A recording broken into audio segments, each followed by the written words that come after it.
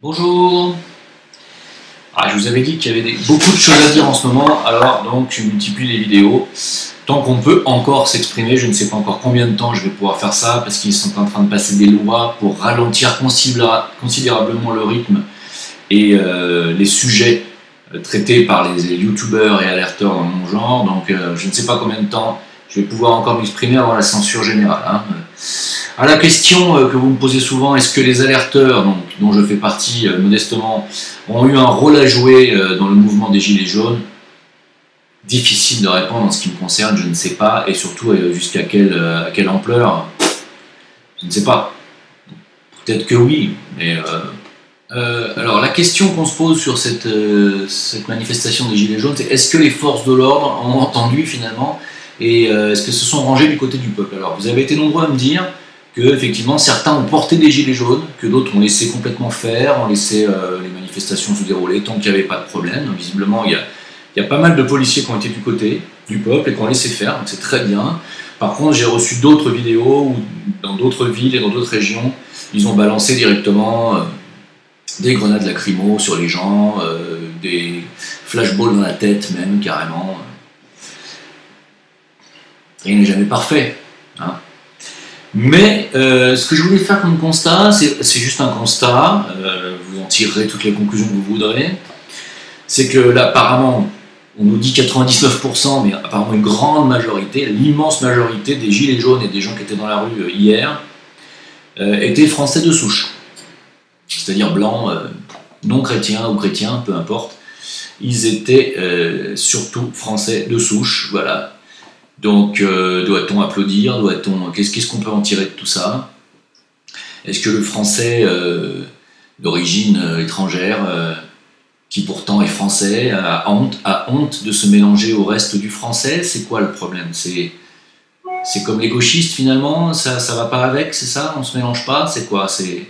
Ils vivent trop bien, eux, pour être touchés par les augmentations d'énergie? Je sais pas. C'est un constat, donc voilà, vous faites ce que vous voulez avec. En tout cas, une chose qui est certaine, c'est que les renseignements généraux, eux, n'ont pas chômé pour retrouver et localiser les 8 initiateurs du mouvement Gilets jaunes, donc repérés par les renseignements généraux, qui seraient donc 8 personnes qui seraient donc en région parisienne. Donc, ça ne me concerne pas, visiblement, tant mieux. Mais bon, ils nous repèrent, sachez-le, donc jusqu'à combien de temps, combien de temps vont-ils nous laisser encore parce qu'ils voient bien que c'est à cause de gens comme ça sur internet, lambda, des personnes lambda qui ouvrent leur gueule, que le peuple finit par se coaliser. Donc évidemment, ça leur fout la trouille, vous vous doutez bien. Donc je pense qu'ils ne vont pas nous laisser les manettes tellement longtemps. Pendant qu'on discute de tout ça, c'est juste une petite parenthèse que je voudrais faire, c'est que la coalition menée par les USA sont actuellement en train de massacrer des Syriens. Ça continue l'histoire, la Syrie, ça ne s'arrête pas, donc l'aviation de la coalition internationale conduite par les États-Unis a repris le bombardement des maisons des citoyens dans la banlieue de Deir ez-Zor et fait des dizaines de martyrs parmi les civils, dont les enfants, des femmes, sous prétexte de la lutte contre Daesh, bien sûr, comme si les États-Unis luttaient contre Daesh, ça se saurait.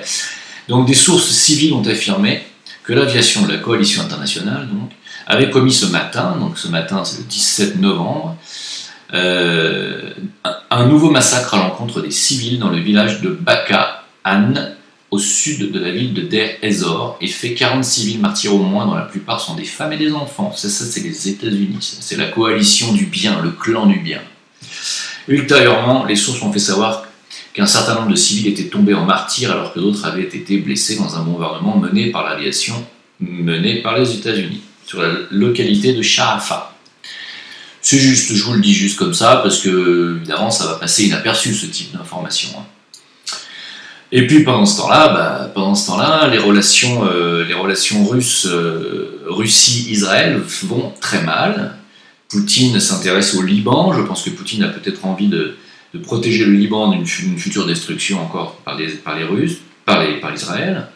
Depuis le crash de l'avion russe, vous savez, il y a un mois et demi, ça va mal entre eux.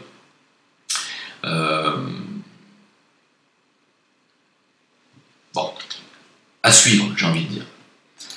Et puis, c'est marrant parce que je viens d'apercevoir que sur VK, que Jacob Cohen a mis sur sa liste noire. C'est ce que VK m'a indiqué. Vous ne pouvez pas lire les articles de cette personne parce qu'il vous a mis sur sa liste noire. Donc Jacob Cohen, je ne peux pas le joindre, ni lui écrire en privé, ni rien du tout sur VK. Je me demande pourquoi. Je lui avais fait part de mon mécontentement et de mes déceptions quant à sa traîtrise envers Soral, c'est peut-être ça. Hein. En attendant, il m'a bloqué, tout simplement. C'est pas grave, hein. Mais juste pour dire que pendant ce temps-là, l'armée de Saint-Cyr, vous savez, les promotions des Saint-Cyriens, viennent de débaptiser donc une promotion saint-cyrienne qui était celle de Loustono Laco, parce que paraît-il que ce Saint-Cyrien très connu était antisémite. Hein. Donc, c'est pour vous dire la mainmise du sionisme en France. Ils vont jusqu'à aller débaptiser des promotions de l'armée française. C'est quand même phénoménal. Et oui, il y a une telle mainmise qu'il y a même un système de cybersurveillance en Israël qui surveille tous les propos antisémites sur les réseaux sociaux. Tous les propos antisémites sont surveillés depuis Israël, sur Facebook, sur VK, partout.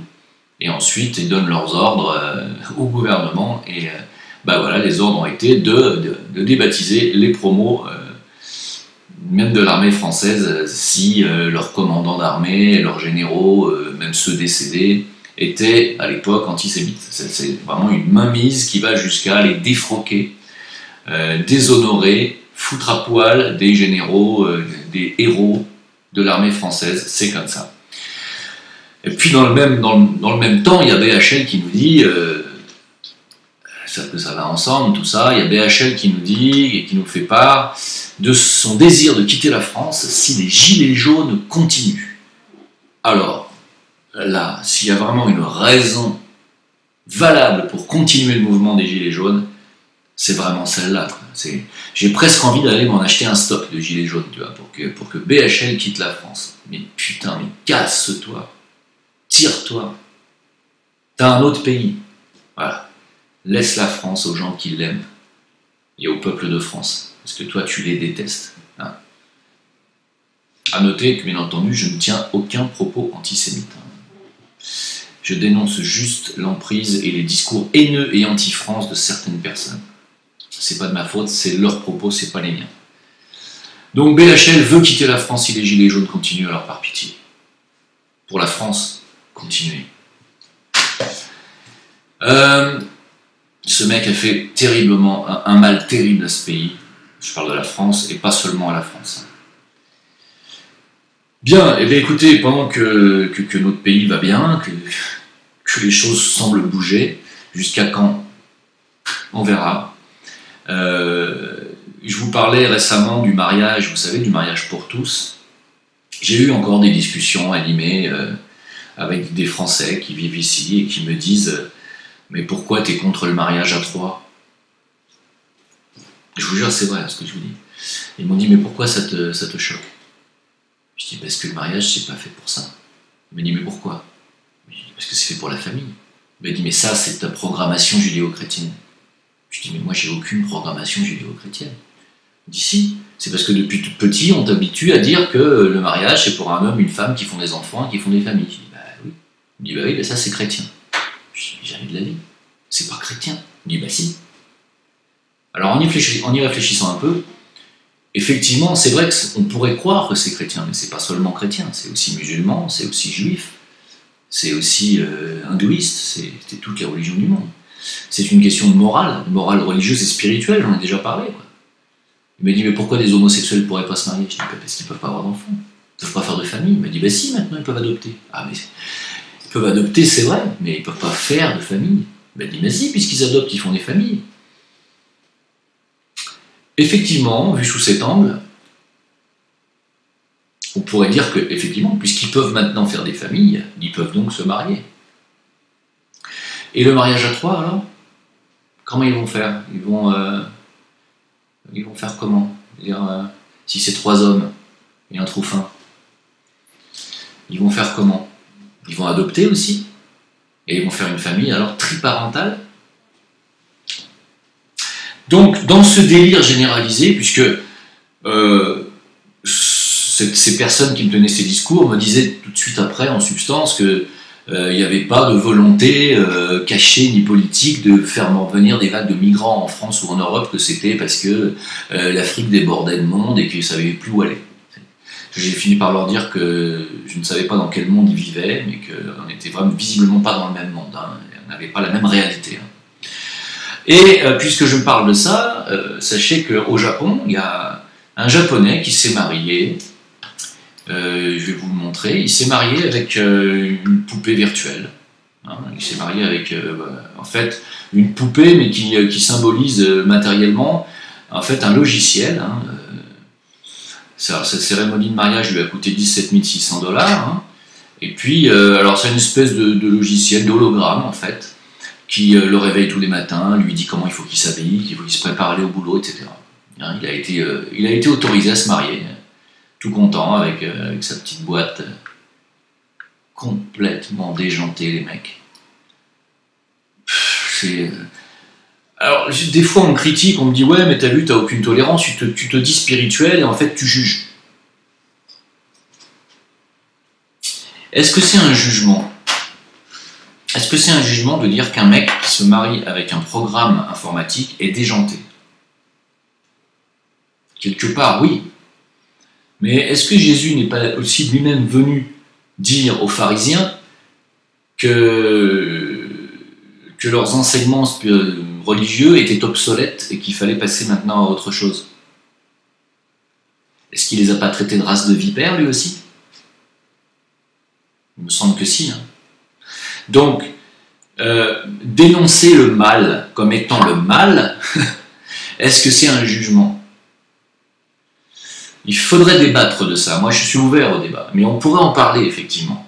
Effectivement, souvent, je dégage pas mal de monde de ma chaîne parce qu'ils viennent me juger. Hein. Souvent, ils me disent « Ouais, tu vérifies pas tes sources, espèce d'abruti », mais ce qui m'insulte en plus. Mais moi, je suis pas une agence de presse, moi. Il peut m'arriver de dire des trucs que j'ai pas vérifiés, il peut m'arriver de m'emballer, il peut m'arriver aussi de me faire avoir sur une fake news, bien entendu. Je suis pas une agence de presse, je le répète. Donc vous n'allez pas me parler comme ça, vous n'allez pas me traiter d'abruti parce que j'ai relayé une fake news. Là, c'est un jugement hâtif, insultant, mais quelqu'un qui se marie avec un programme informatique ou une poupée, le traiter de déjanté, d'abord primo, c'est pas méchant. Est-ce que c'est un jugement? Il faudrait qu'on en discute, ça peut être intéressant d'en parler. Jusqu'où, à partir de quand commence le jugement? Jusqu'où peut-on aller dans le jugement? Et c'est plus une critique qu'un jugement, en fait. Alors, pour parler de sujets un peu plus lourds et sérieux, sur l'excellent site Exoportail de mon ami Jonathan, que je vous conseille d'aller voir, vous allez tomber sur deux dossiers extrêmement importants.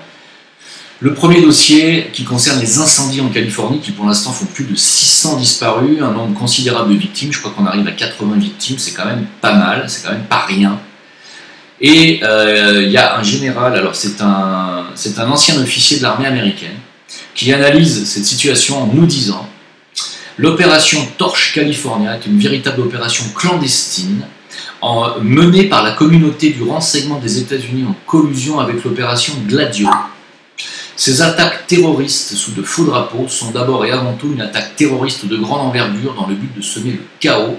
Ils ont de nombreux objectifs et ils continueront jusqu'à ce que la Californie a été complètement opprimée par les mondialistes. Et donc, nous dit-il, ces incendies seraient dus et surtout provoqués par des armes à énergie dirigée, donc soit par satellite, soit par drone. Ce seraient donc des incendies créés, voulus, avec des énergies, des armes technologiques nouvelles, et le but serait donc de semer le chaos et la terreur aux États-Unis. Voilà. Je vous conseille de lire et de vous intéresser à ce dossier sur le site Exoportail, comme ça se prononce. Deuxième dossier lourd et conséquent, le Forum économique mondial discute en ce moment même du contrôle de l'esprit par les ondes sonores. Vous ne rêvez pas, c'est bien le Forum économique. Il ne s'agit pas de technologique là, le Forum économique mondial est en train de discuter entre élites donc de l'économie mondiale du contrôle de l'esprit, donc du vôtre, par les ondes sonores et donc les nouvelles armes technologiques une nouvelle fois. On peut associer ça aux technologies MK Ultra et j'en passe. Et c'est en ce moment, à l'heure où je vous parle. Et après on nous dit qu'on est parano, on nous dit qu'on est complotiste, on nous dit qu'on est complètement à côté de la plaque, on nous dit qu'on est conspirationniste, on nous dit qu'il n'y a pas de conspiration, qu'il n'y a pas de complot, que les gens qui nous dirigent sont des gens qui veulent notre bien. Mais écoutez, je pense que moi j'en ai fait le tour de tout ça. Alors à chaque fois je vous dis ça dans les vidéos, je vous dis que je vais arrêter de parler de tout ça. Mais là ça dépasse tellement tout, ça va tellement loin et c'est pas fini. C'est pas fini, vous allez voir. Quand un japonais se marie avec une poupée et un programme informatique, et que pendant ce temps-là, dans un forum économique mondial, on parle de votre manipulation mentale par des ondes sonores et des nouvelles armes technologiques, on est quand même en train de dépasser tout ce qu'on aurait pu imaginer il y a encore 20 ans en arrière. Là. On est en train de dépasser déjà ce qu'on imaginait il y a 20 ans en arrière. On imaginait la puce sous la peau, mais la puce sous la peau, je pense que c'est déjà obsolète par rapport à ce qu'ils sont en train de préparer et les nouvelles armes technologiques qu'ils ont pour vous diriger mentalement et vous manipuler mentalement et donc manipuler l'opinion publique. Hein. La puce sous la peau, c'est vieux, ça y est, c'est vieillot. Vous voyez ? Donc, je suis obligé d'en parler parce que je pense que ces nouvelles armes, ces nouvelles technologies de contrôle qui arrivent là, qui sont là, déjà en place, dépassent de très loin déjà ce que vous craignez dans la puce sous la peau. Donc, je suis obligé d'en parler parce que c'est nouveau et personne ne se doute de ce qui est en train de se passer là en coulisses en ce moment. Hein. Je vous remercie de m'avoir écouté. Je continuerai à délivrer des nouveaux dossiers tant qu'il y en aura. Et puis on attaquera dès début 2019 des nouvelles vidéos parallèlement sur des sujets plus spirituels, de santé, de guérison. Voilà, donc on continue, on finit l'année comme ça. Et je vous remercie pour votre soutien. Questions-réponses sur VK, Facebook, Jim Le Veilleur. À Discord, mercredi, peut-être que mercredi je ne pourrai pas être là. Alors je vous tiendrai au courant s'il y a un live chat sur Discord ou pas. Sinon, merci pour les tipeurs encore une fois. Et merci pour vos dons, pour ceux qui ont envoyé des dons, vraiment un grand merci. Et puis on continue, on lâche rien. Merci à vous, à très bientôt. Au revoir.